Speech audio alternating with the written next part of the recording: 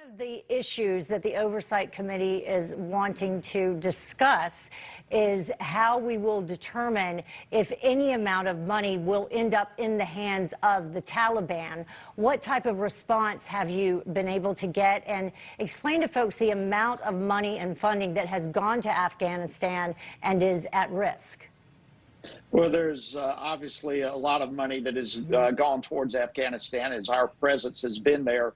I don't have an exact figure of that, but it's an enormous amount of money. And the question now becomes, will the United States continue to provide financial support to Afghanistan now that the Taliban is in control? That's an extremely important question. And we have tons of other questions, such as our embassy. Is our embassy secure? If not, has it been breached? Is the information, sensitive information in the embassy safe or secured, or has it been destroyed, or has it been captured by the Taliban? We have tons of questions, and thus far we have zero answers. Yeah, and the weapons are considerable. By the way, I wanted to get your response to President Biden in the interview with ABC News, saying he had no regrets. Listen. So you don't think this could have been handled, this actually could have been handled better in any way? No mistakes? No, I don't think it could have been handled in a way that we're going to go back in hindsight and look, but the idea that somehow there's a way to have gotten out without chaos ensuing, I don't know how that happens. I don't know how that happened. Congressman, your response.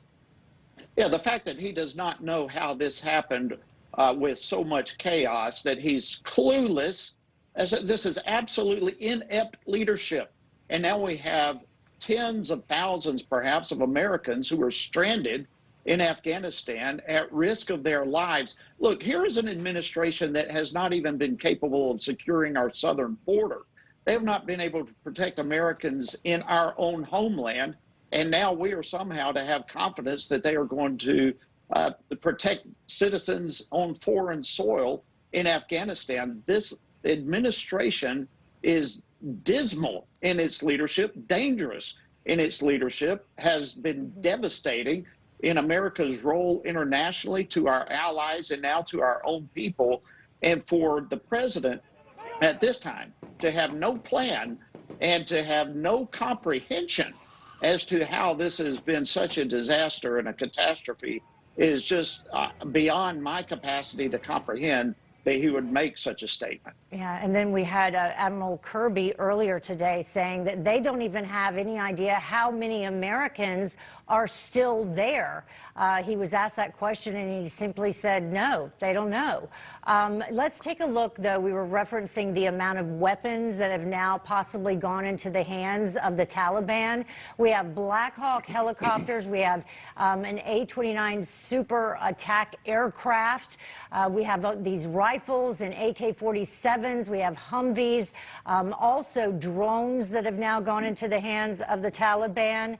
But then, as you were saying, you hear, President Biden and others say that this could not have been avoided and was going as planned. It's unbelievable, and this is precisely why we need real-time oversight hearings. We need to hold the Biden administration accountable right now. We don't need answers months down the road.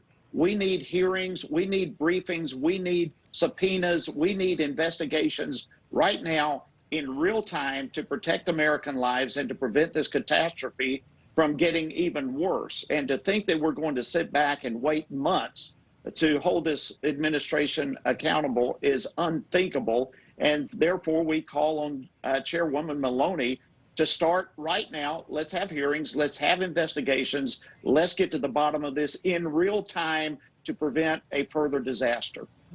We've got about 30 seconds. Do you question the president's ability and his leadership right now militarily? Absolutely. I have enormous questions. I mean, just look, what has this administration done properly in 7 months since the inauguration? I mean, you look across the board. We had a secure border. We had energy independence. We had a strong military. We had Afghanistan under control. All of those things have been lost. And yes, we have every reason in the world to question the ability of this president to make the right decisions This is a time for real leadership, and we must listen to those who have a handle of what's happening in Afghanistan and how to deal with the current crisis.